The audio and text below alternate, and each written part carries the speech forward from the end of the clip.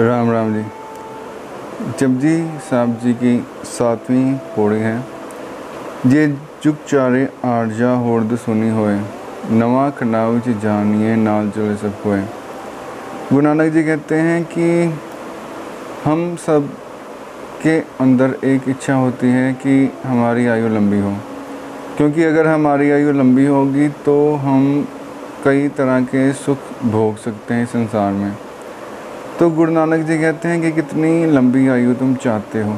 100 साल नहीं, हम युगों युगों से भी ज़्यादा उम्र चाहते हैं। तो गुरु नानक ने कहा कि जे जुग चारे आरजा होर्द सुनी होए, अगर 4 युगों की उम्र उससे भी 10 गुना हो जाए तो 4 युग जो हैं उनकी लाखों साल उम्र बताई जाती है।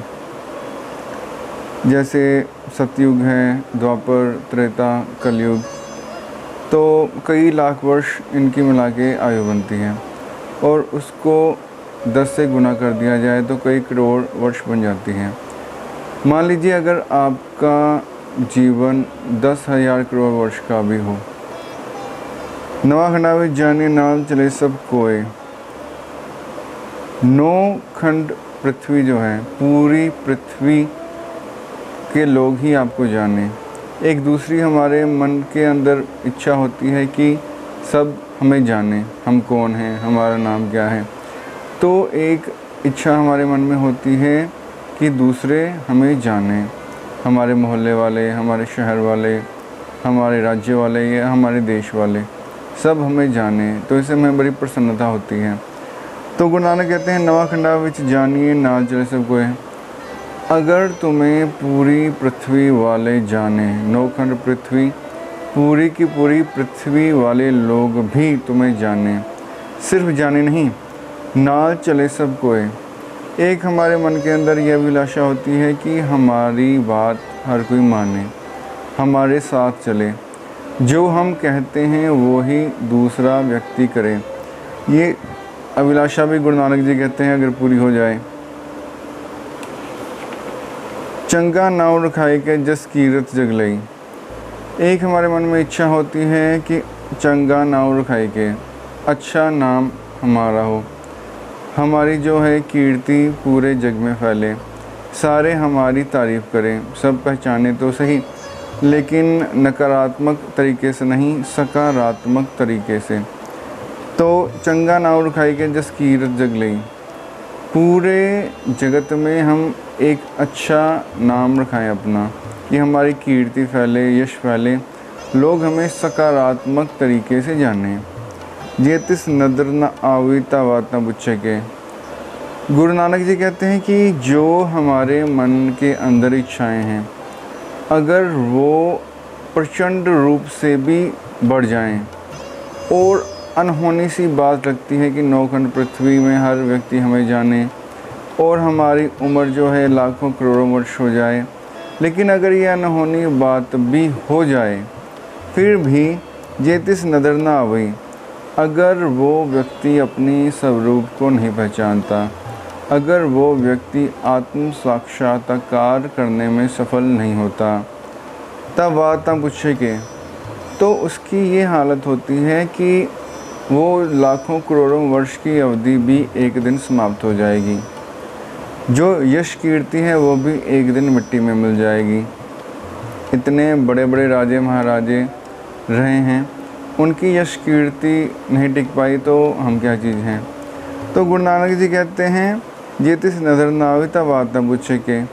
तो जब उसकी समय सीमा समाप्त हो जाएगी, यश कीर्ति ख़त्म हो जाएगी, तो उसका अगला जन्म जो है उसके कर्मानुसार होगा। और अगर उसने परमात्मा का नाम नहीं जपा, उसने अच्छे कर्म नहीं किए, उसने आत्म साक्षात्कार नहीं किया, तो उसकी गति ये होगी कि बात ना पूछे के, कोई उसकी बात नहीं पूछेगा, कोई उसका हाल नहीं पूछेगा। जैसे जो कोई गरीब होता है, भिखमंगा हो, उसको कोई नहीं पूछता कि तुमने खाना खाया या नहीं खाया, उसके साग संबंधी नहीं होते, उससे सब जी चुराते हैं, उससे दूर जाते हैं कि कहीं कुछ मांग ना ले। तो जो अमीर होता है, धनी होता है, उसका सब हाल चाल पूछते हैं क्योंकि उससे कुछ मिलने की आशा होती है।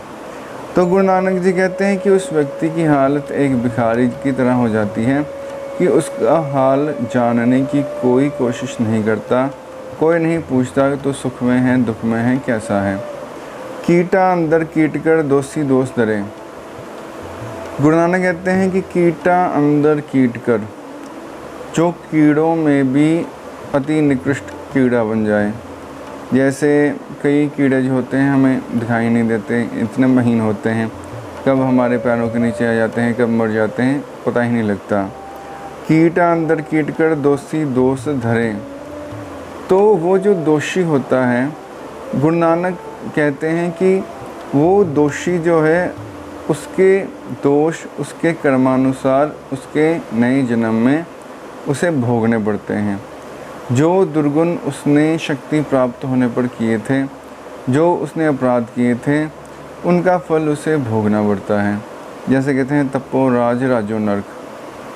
तो अपनी तपस्या से उसने राजपाट हासिल किया, लेकिन राजपाट हासिल करके उसने उसका सदुपयोग नहीं किया, बल्कि उसने लोगों को कष्ट दिया। तो इस कारण से जो उसका अपराध बना, जो उसके पाप बने, उन पापों का फल उसे भोगना पड़ता है। कीटा अंदर कीट कर दोषी दोष धरे। एक और अर्थ इसका ये बनता है कि वो इतना निकृष्ट बन जाता है कि जैसे कोई व्यक्ति जिसको कोढ़ की बीमारी हो, तो उसके पास कोई नहीं जाना चाहता, उसको स्पर्श कोई नहीं करना चाहता। तो अगर मनुष्य जन्म उसे मिलता भी है तो इतना भयंकर रोग उसे जन्मजात हो जाता है कि वो सारी ज़िंदगी उसी रोग में जलता रहता है। तो अपने कर्मों का फल इस प्रकार से भोगता है, क्योंकि जो भी कर्म इंसान करता है उसका फल भुगतना ही पड़ता है। उसके फल का भुगतान किए बिना कोई भी इस जन्म से छूट नहीं सकता। तो इसलिए उस व्यक्ति को अपने अपराध का दंड भोगना पड़ता है। नानक निर्गुण गुण करे, गुणवंतियाँ गुण दे। गुरु नानक जी कहते हैं कि जो परमात्मा है, अगर उसका नाम कोई श्रद्धा से प्रेम से जपे, नानक निर्गुण गुण करे, तो उस व्यक्ति के अंदर अगर कोई गुण ना हो, कोई सत्कर्म ना करता हो, तो फिर गुरु नानक कहते हैं कि परमात्मा की कृपा से वो सत्कर्म करने लगता है। परमात्मा का नाम जपते जपते उसके मन में इतना प्रकाश आ जाता है कि किसी न किसी नेक कर्म के साथ वो जुड़ जाता है। गुणवंतियाँ गुण दें। और जो पहले ही गुणी हैं, उनको परमात्मा का नाम जपते जपते और गुण पैदा हो जाते हैं। दया, क्षमा, धैर्य आदि कई गुण उस व्यक्ति के अंदर समा जाते हैं। तो ये सारे गुण परमात्मा के हैं। जो परमात्मा का नाम जपता है, परमात्मा के साथ जुड़ता है, वो गुण उस व्यक्ति में समा जाते हैं। तेहा कोई न सूझे जे तिस गुण कोई करे।